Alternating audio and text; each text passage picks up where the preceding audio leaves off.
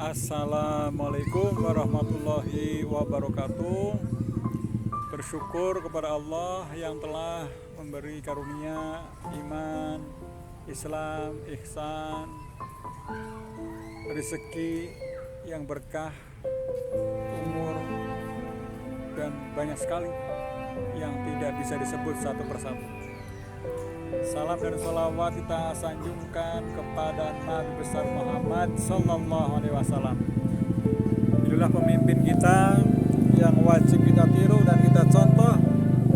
Mudah-mudahan di hari akhir kita mendapatkan syafaatnya. Amin ya Allah ya Rabbal Alamin.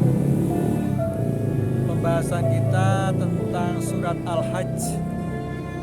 Apa maknanya? Apa tujuannya?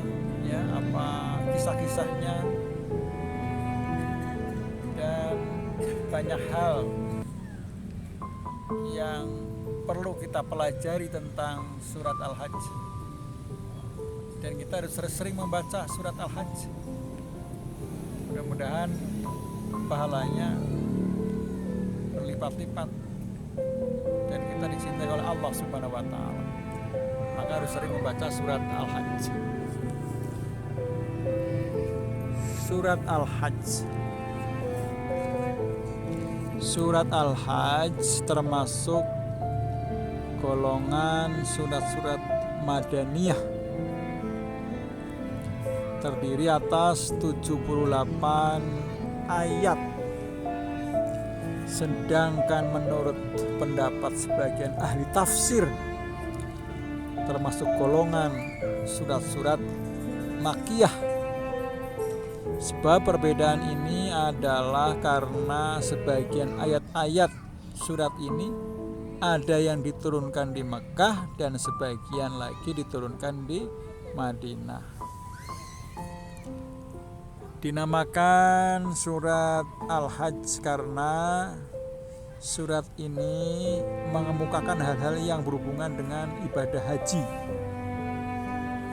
seperti ihram ya, tawaf, sa'i, wukuf di Arafah, mencukur rambut, syiar-syiar Allah,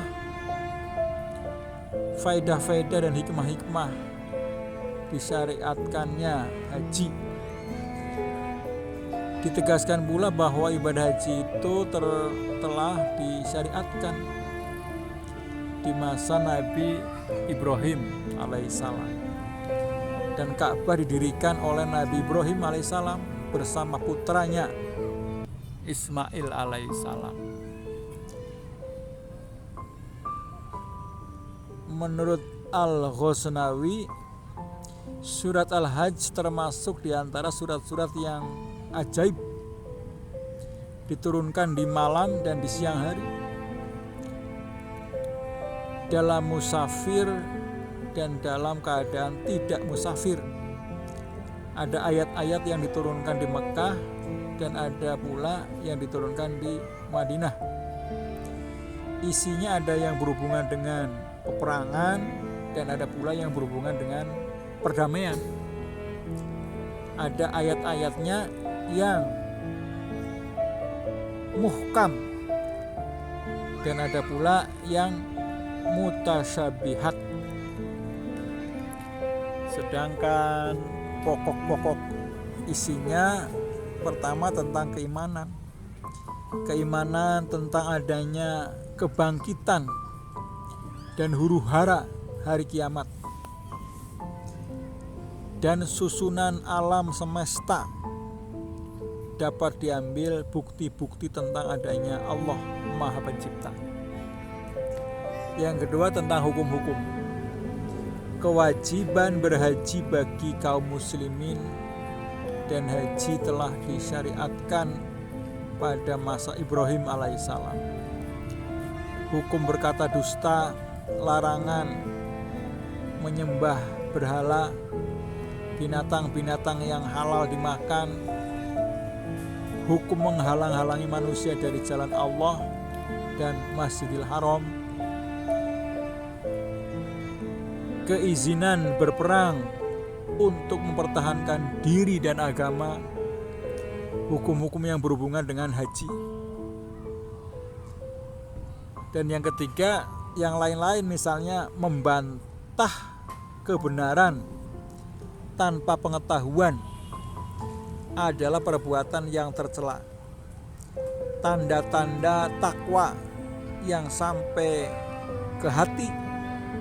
Tiap-tiap agama yang dibawa rasul-rasul sejak dahulu mempunyai syariat tertentu dan cara melakukannya.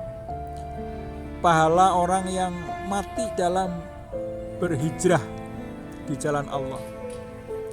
Sikap orang-orang kafir bila mendengar ayat-ayat Al-Quran, anjuran berjihad dengan sesungguhnya. Celaan Islam terhadap orang-orang yang tidak tetap pendiriannya dan selalu mencari keuntungan untuk dirinya sendiri. Saudara-saudara kaum muslimin muslimat rahimakumullah. Surat Al-Hajj mengingatkan manusia kepada adanya hari pembalasan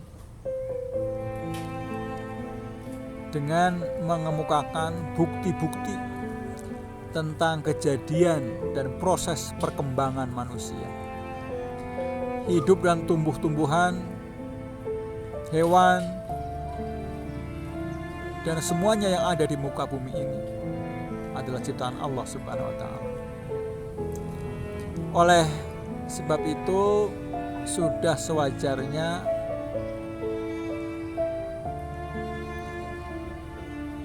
disyariatkan haji.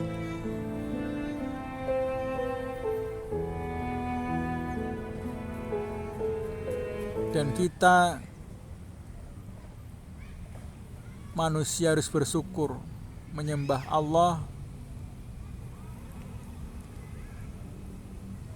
tentang haji mengenai waktu-waktu tertentu yang boleh dilakukan